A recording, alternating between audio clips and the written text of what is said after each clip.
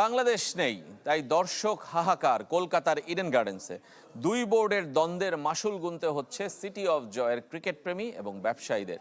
শুধু বাংলাদেশি নয়, পাকিস্তানি ক্রিকেটারদেরও আইপিএলে দেখতে চান পশ্চিম বাংলার গণমাধ্যম থেকে সাধারণ ক্রিকেট সমর্থকরা। আরো জানাচ্ছেন আশিক রুদ্র। ফাঁকা ইডেন গার্ডেন্স, টি-20 বিশ্বকাপের ম্যাচ, অথচ গ্যালারিতে দর্শক নেই, এটা যেন কল্পনাতীত। যে দুই ম্যাচ হয়েছে কলকাতায়, সেখানে খেলার কথা ছিল টিম বাংলাদেশের। টাইগার সমর্থকদের পাগলামি কি স্কটিশদের দিয়ে হয়? ইডেন গার্ডেন্সের দৈন্য দশা দেখে হতাশ কলকাতার সাংবাদিকরাও। বাংলাদেশ এই টি-20 ওয়ার্ল্ড কাপটা না খেলা, এটা বাঙালি ক্রীড়া প্রেমীদের জন্য একটা দুর্ভাগ্যজনক ব্যাপার। কলকাতায় বাংলাদেশ টিম খেলা মানে বাংলাদেশের অনেক সমর্থক দর্শক থাকতো, মাঠ ভর্তি থাকতো।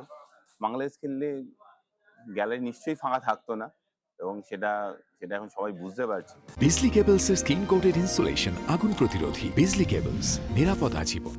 অথচ কলকাতার ব্যবসায়ীরাও আশায় বুক বেঁধেছিল, বিশ্বকাপের সময় অন্তত বাংলাদেশি পর্যটকে ভরে উঠবে। তবে বাংলাদেশকে বিশ্বকাপ থেকে বাদ দেয়ায় সেই স্বপ্ন গুড়ে বালি। এটা শুধু খেলা দেখতে না, এটা একটা ট্যুরিজম হিসাবেও দেখা উচিত ছিল। সেটা তো ইন্ডিয়ার অনেক ক্ষতি হলো।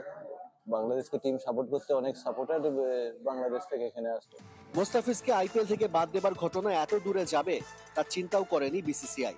তবে বাংলাদেশ কিংবা পাকিস্তানের ক্রিকেটারদের আইপিএল এ নিষিদ্ধ করার পক্ষে না পশ্চিম বাংলার গণমাধ্যম থেকে সাধারণ ক্রিকেট সমর্থকেরা। মেনে নিতে হচ্ছে শুধুমাত্র রাজনৈতিক কারণে। ভারত বা বাংলাদেশ, পাকিস্তান, এই যে ব্যাপারগুলো না পুরোটাই পলিটিক্যাল। আমি এটাকে সাধারণ মানুষের বিষয় বলে আমি ভাবি না, মানে এটাকে নিয়ে রাজনীতি করা হচ্ছে, আর কিচ্ছু না। দুই দেশের সম্পর্ক আবারও বন্ধুত্বপূর্ণ হয়ে উঠুক, সেই প্রত্যাশা ওপার বাংলার মানুষের। আশিক রুদ্র, চ্যানেল 24, কলম্বো, শ্রীলঙ্কা।